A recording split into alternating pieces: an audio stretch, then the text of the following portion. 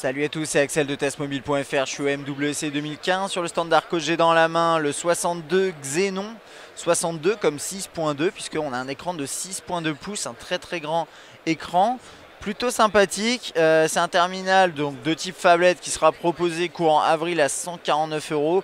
Au niveau des specs, c'est à peu près la même chose que pas mal d'appareils qu'on a vu chez Arcos, donc du quad-core de chez Mediatek, 1 Go de RAM, 8 Go à l'arrière, 8 mégapixels pardon, à l'arrière, 2 mégapixels à l'avant et un écran 720p donc HD. Au niveau du design, qu'est-ce qu'on a? On a un appareil qui est quand même colossal, hein, vous le voyez là dans mes grandes mains. On va faire le tour. Donc là on a la caméra frontale juste ici, quelques capteurs, la sortie audio, les boutons en bas. Donc vous voyez pas très bien forcément, je vais essayer de zoomer un petit coup, voilà.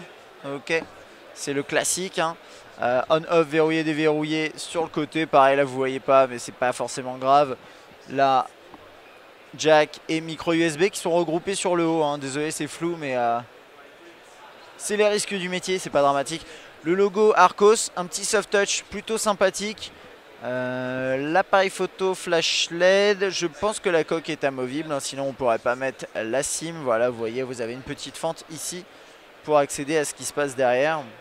Et puis c'est un terminal qui est compatible avec la fonctionnalité stockage unifié, donc qui permet de regrouper à la fois le stockage interne du terminal avec la micro SD.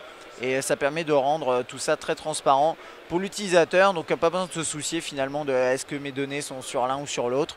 Il met une micro SD, active la fonction et c'est parti. Donc ça c'est plutôt sympa. Un bel écran, là je le vois avec sur fond noir, là vous voyez, ça rend plutôt bien. Très bel écran.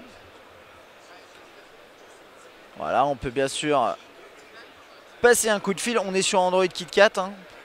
On ne sait pas encore pour l'instant si une mise à jour Lollipop sera prévue sur ce terminal. C'est pas impossible, mais c'est pas encore confirmé. Donc va falloir attendre un petit peu. Voilà, on peut mettre 2 SIM, hein. Bon, je ne l'ai pas mentionné, mais souvent chez Arcos c'est dual SIM, et là c'est le cas ici. Menu principal ici avec toutes vos applications. Sur un écran de cette taille, donc c'est plutôt confortable. Alors là, c'était le calendrier, je ne sais pas si vous le voyez bien avec la luminosité. On va regarder l'appareil photo. Voilà, qui ressemble à ça. Tac. Donc ça, vous avez un mode beauté, ce genre de choses. Plutôt sympa.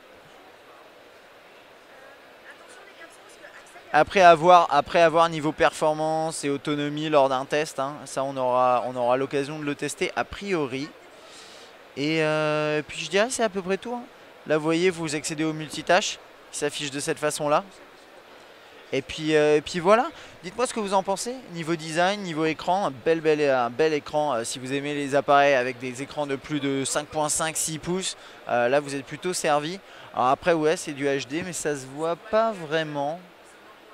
Un petit peu quand on se rapproche un petit peu, mais comme ça là vous voyez, c'est pas vraiment choquant. Et puis son tarif est pas forcément très élevé, c'est ça aussi qui est intéressant avec ce produit, donc 149 € et il arrive en avril. Voilà, si vous avez un avis à donner sur ce produit, n'hésitez pas à laisser un petit commentaire, puis moi je vous dis à bientôt.